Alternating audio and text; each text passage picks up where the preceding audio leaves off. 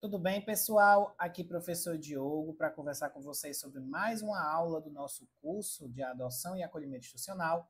E hoje nós vamos falar sobre apadrinhamento afetivo. Confesso que tenho uma relação muito pessoal com o tema. Vou explicar um pouquinho também dessa trajetória do apadrinhamento no estado do Ceará, tá? E vou dividir essa aula em duas, uma primeira mais para vocês entenderem o que é o apadrinhamento afetivo, da onde foi que ele surgiu, os pressupostos do apadrinhamento, e uma outra aula quando a gente vai discutir especificamente como é que funciona o apadrinhamento, os tipos de apadrinhamento, como alguém pode procurar o apadrinhamento, de que maneira, se o seu município não possui um apadrinhamento, você pode dar dando os primeiros passos para iniciar esse projeto tão importante para as crianças e adolescentes que se encontram acolhidos em instituições, tá bom? Então, sem mais delongas, vamos lá trabalhar um pouquinho sobre o apadrinhamento afetivo, aula 1, História do Apadrinhamento, tá, galera? E aí, pessoal, preciso conversar um pouquinho com vocês sobre uma questão que ela é muito própria da história do acolhimento institucional como um todo, tá? O acolhimento institucional, ele, quando surge no Brasil, né, no Estatuto da Criança e do Adolescente, no ECA, em 1990, o acolhimento institucional ele vem como uma característica, tá? Ele aparece como sendo uma medida temporária, não é isso? E provisória. Qual deveria ser o objetivo do acolhimento institucional? Receber crianças e adolescentes que estavam em condições, naquele momento da sua família, passavam por algum tipo de precariedade na vida, algum tipo de vulnerabilidade, e durante um período de tempo nós teríamos um acolhimento dessa criança com vistas ao seu rápido retorno familiar. Porém, no Brasil, o que nós tivemos passou longe de ser isso. O que vai acontecer aí na realidade brasileira? Nós vamos ter que essas crianças e adolescentes entravam nos acolhimentos institucionais e por muito tempo não tinham qualquer tipo, né, de resolução quanto à sua trajetória. Então, elas ficavam numa espécie de limbo. Mas, infelizmente, por mais de uma década, nós não tínhamos nenhuma pesquisa, nenhuma avaliação a nível nacional que nos dissesse o que estava acontecendo com essa criança, com esse adolescente, que nos desse um parâmetro, certo? Do porquê as coisas estavam daquela maneira. E aí nós vamos ter uma pesquisa em 2003 da Rede SAC, uma pesquisa grande, que ela mudou muita coisa no campo da adoção e do acolhimento. E essa pesquisa ela vai trazer um diferencial, tá? Ela vai escancarar a situação do acolhimento institucional nos seus 13 primeiros anos, né, de formação após o Estatuto da Criança e Adolescente. Lembrando, né, como eu disse para vocês nas aulas passadas, que durante o Código de Menores não havia acolhimento institucional, mas sim as fundações do bem-estar do menor, as FEBEM, que elas juntavam, né, todos os perfis, né, de vulnerabilidade, como também os que causavam atos infracionais. Então, a gente tinha, né, uma característica na FEBEM que era muito negativa. Após o estatuto, não, a gente separa esses dois públicos, um público vai para as medidas socioeducativas, o outro, né, para a medida protetiva de acolhimento institucional. Beleza? E aí a gente vai ter, né, um panorama da realidade nacional, e esse panorama é um panorama bastante triste. Por que um panorama triste? Porque, pessoal, isso é verdade, nós passamos 13 anos, certo? Sem saber quem eram essas crianças, sem qualquer tipo de resolução jurídica da situação dessas crianças, esse nível nacional, certo? Aí a gente chega em 2003 para descobrir que grande parte das crianças está há mais de 3 anos no acolhimento, grande parte, né, está acima de 5, 6 anos, grande parte dessas crianças nem possuía um processo. Já tinha mais de uma década, gente, de ECA. Não possuía um processo, tá? Então você vai ter uma realidade drástica, uma realidade drástica. E aí, diante dessa realidade, os movimentos da sociedade civil, nessa época você já tinha instituído muitos grupos de apoio à adoção no Brasil, frentes parlamentares em prol da adoção, tá? Você tinha muito fortemente também o CONANDA, né, que é o Conselho Nacional dos Direitos da Criança, atuando nessa área. Você tinha também Ministério Público Nacional dos estados. Você tinha, enfim, um conjunto de atores que eles vão começar a se mexer na busca por tentar descobrir uma forma, né, de fazer com que essas crianças pudessem voltar para suas famílias ou serem adotadas, porque elas estavam, de fato, institucionalizadas num processo de profunda invisibilidade social. Quando eu escuto alguns atores sociais do campo da adoção dizendo que as crianças hoje encontram-se invisíveis nos acolhimentos, eu reconheço que precisa dar maior visibilidade a essa realidade sempre. Mas é incomparável ao que a gente vivenciou dos anos 90 aos anos 2000.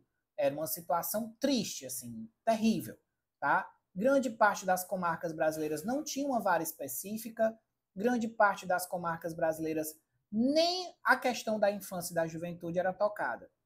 Que hoje ainda temos um grande problema com isso, sobretudo nos interiores. Mas, nesse período, era uma situação extremamente drástica.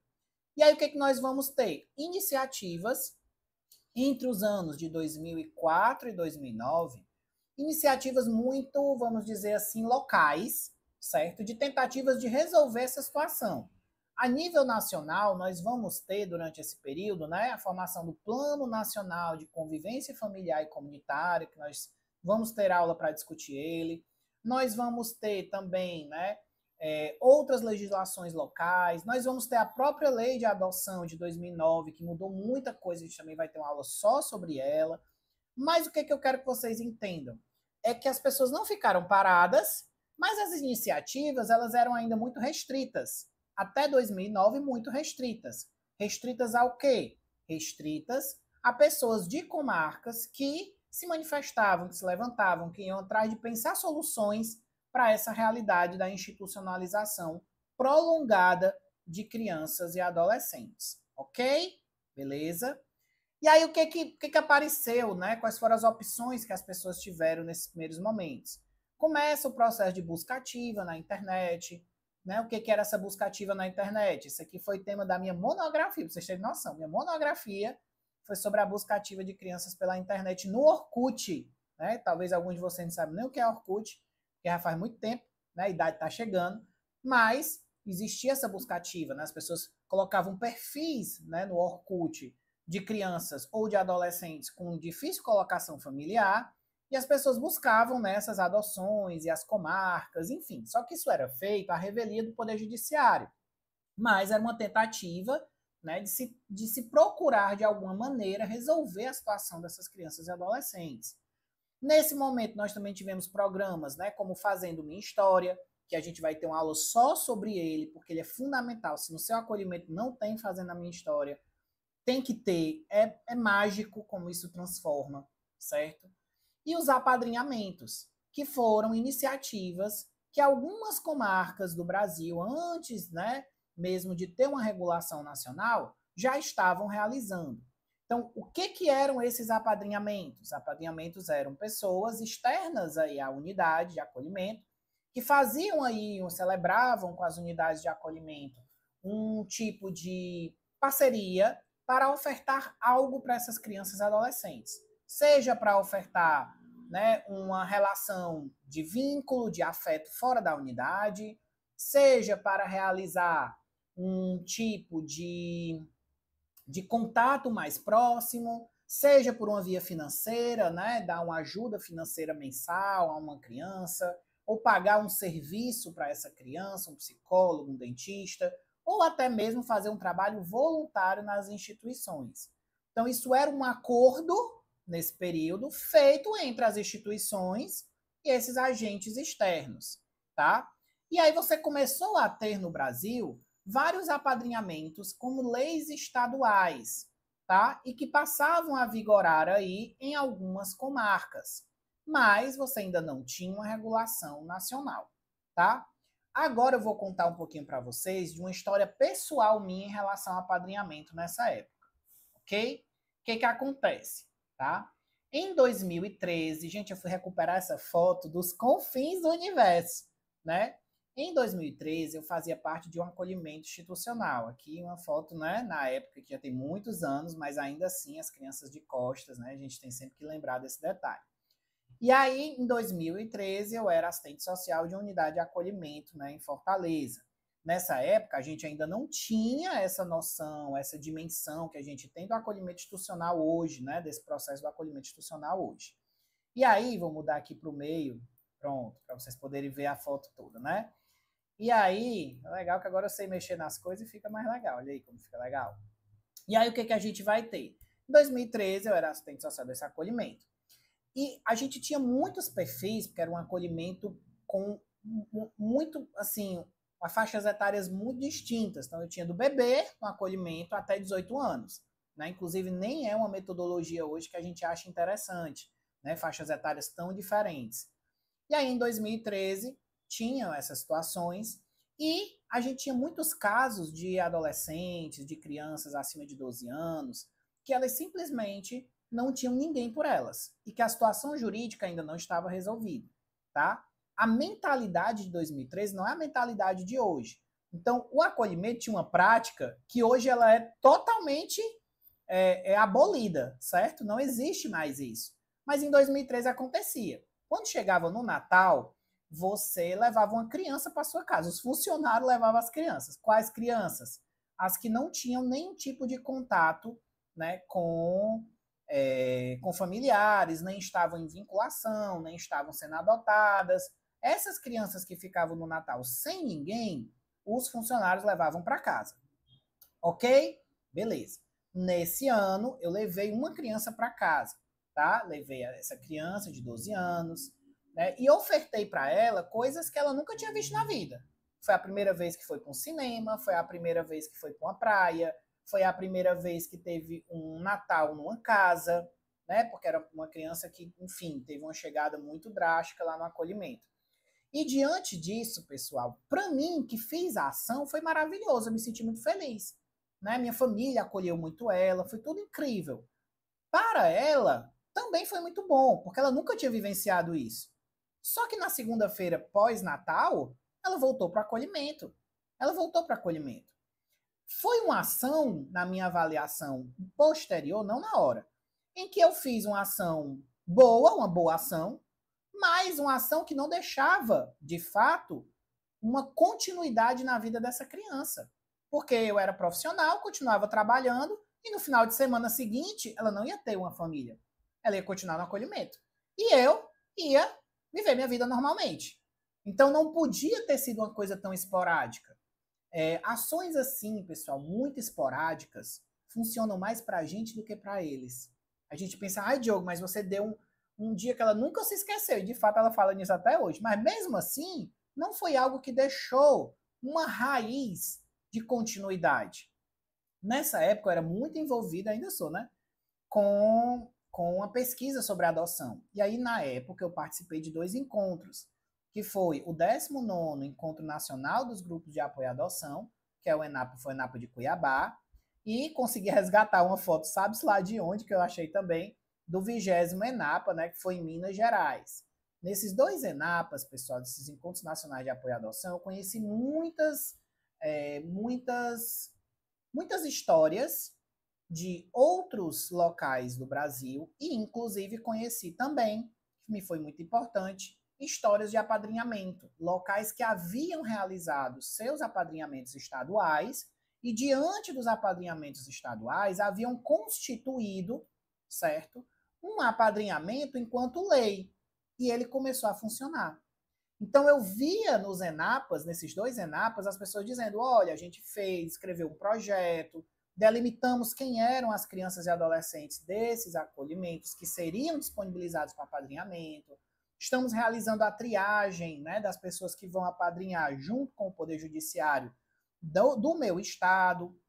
Diante disso, gente, eu achei tudo muito fabuloso. Meus olhos, eles chegam, brilhavam, né, durante esses 2 anos. E aí, durante esses 2 anos, eu resolvi escrever, né, um projeto, enquanto ainda estava no acolhimento institucional, mas que eu cheguei a sair do acolhimento para ser professor em Sobral, e ainda estava escrevendo esse projeto, que era um projeto de apadrinhamento para o estado do Ceará.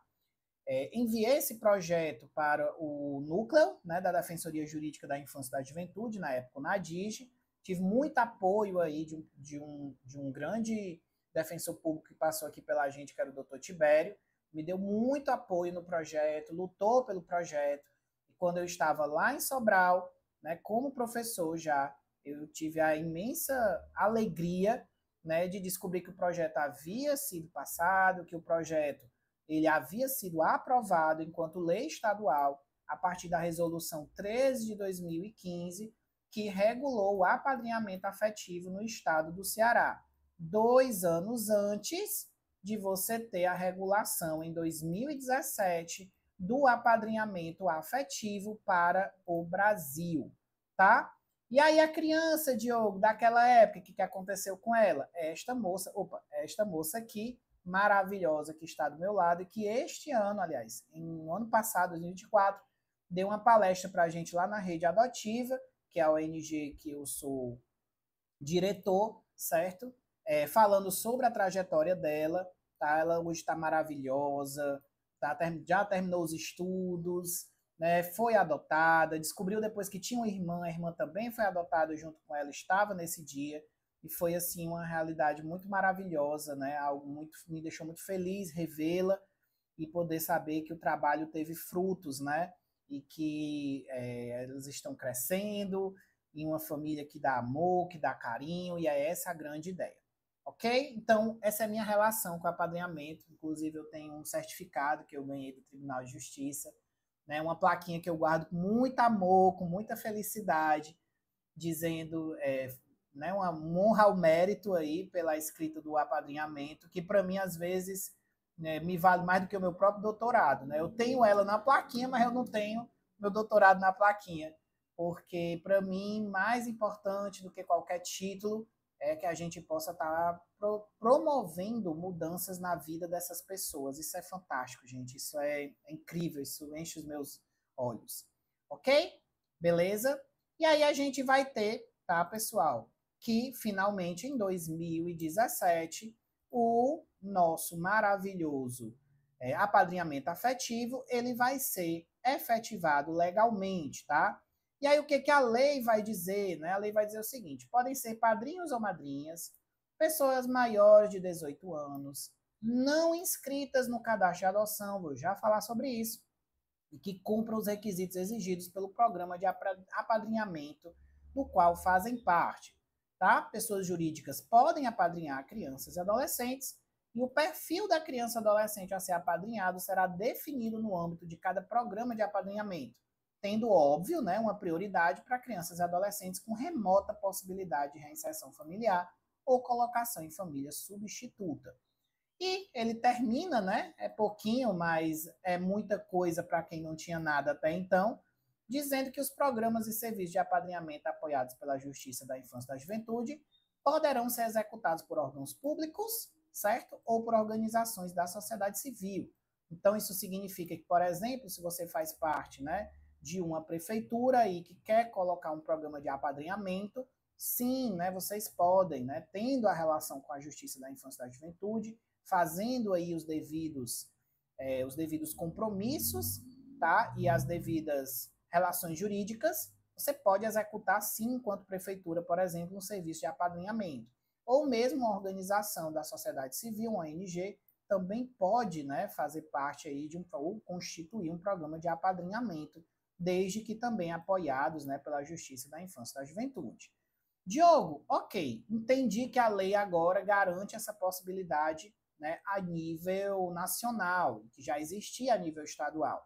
Mas é uma coisa que eu não entendi nessa história, por que vai precisar disso tudo?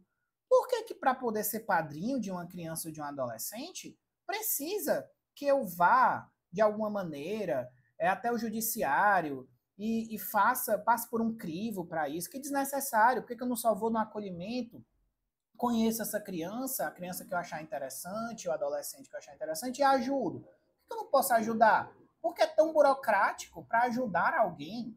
Porque, pessoal, nós não temos como saber as reais intenções das pessoas quando elas vão ao acolhimento institucional. Uma coisa é eu chegar no acolhimento dizendo assim, eu quero ajudar. mas você não sabe se na verdade você está interessado numa criança ali dentro, você não sabe se a pessoa quer adotar e está procurando um jeito de burlar a fila. E muitas vezes, na história do acolhimento institucional, nós tivemos pessoas que buscam o acolhimento sobre a pretensão de que vão fazer uma ajuda e, na verdade, elas têm outros interesses. Esse filtro, ele é fundamental, tá? Esse filtro, ele é fundamental. Ah, Diogo, dessa maneira a gente está dificultando essas pessoas de ajudarem. Não, porque quem quer ajudar vai, né? Levantar as mangas, vai lá, se cadastra, faz tudo bonitinho e, sobretudo, pessoal, se compromete. Não fica sendo uma ação pessoal, não fica sendo uma ação pontual, focada única e exclusivamente no interesse da pessoa de ajudar. A caridade, certo? A caridade, ela é um elemento muito complicado na adoção. Seja no apadrinhamento, seja na adoção, seja no que for. Por quê? Porque a caridade geralmente é feita da pessoa para a pessoa. E o meio, a criança, ela é apenas uma passagem.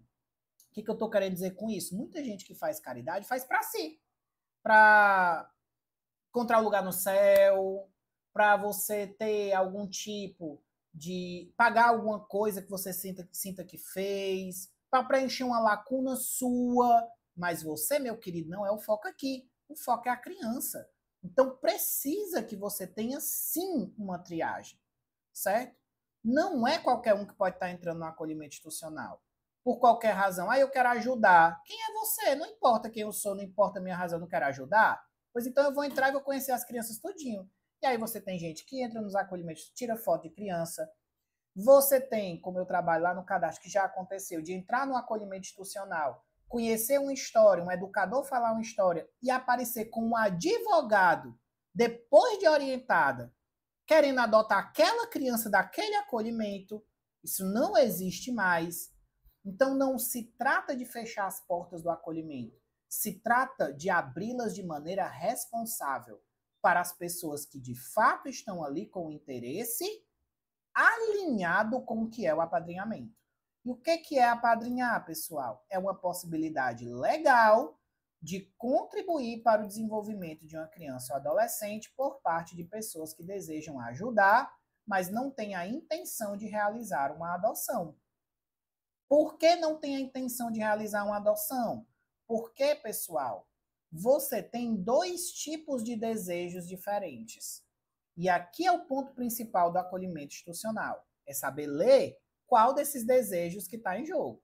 Você tem, de um lado, que nós vamos chamar de desejo adotivo, que é o desejo que as pessoas têm de serem pais e mães, que é um tipo de responsabilidade.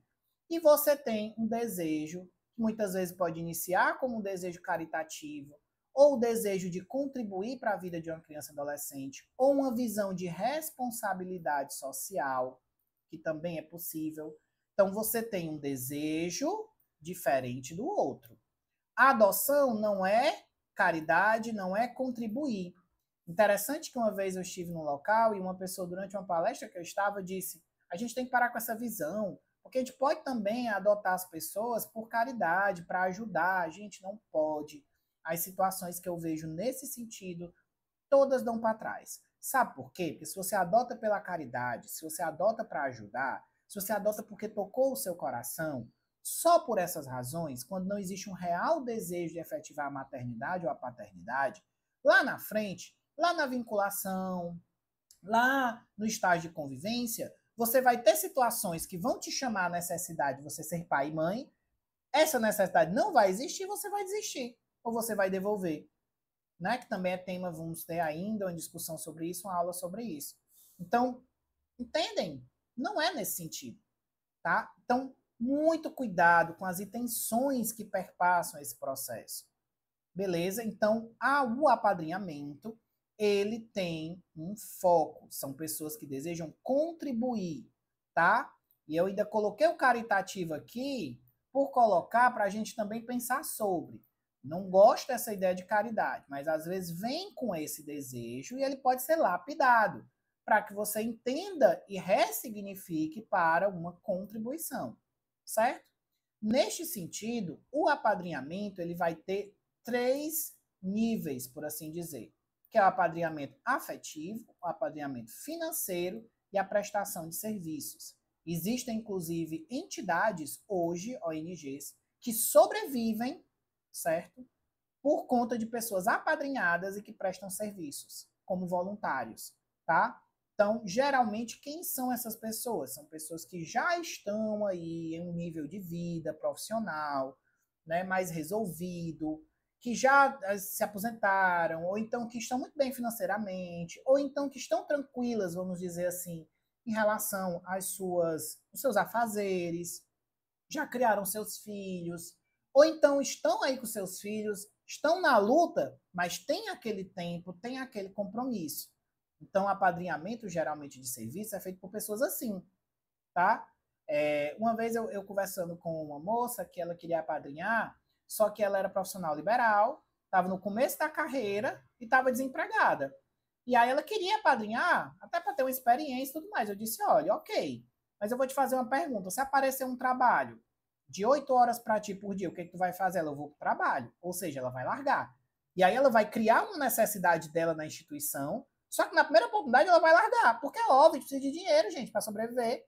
Assim como as unidades precisam de dinheiro para fazer com que as instituições continuem funcionando, precisa de dinheiro para comprar comida, precisa de dinheiro, gente, a vida precisa de dinheiro, onde é que a gente vai mascarar isso?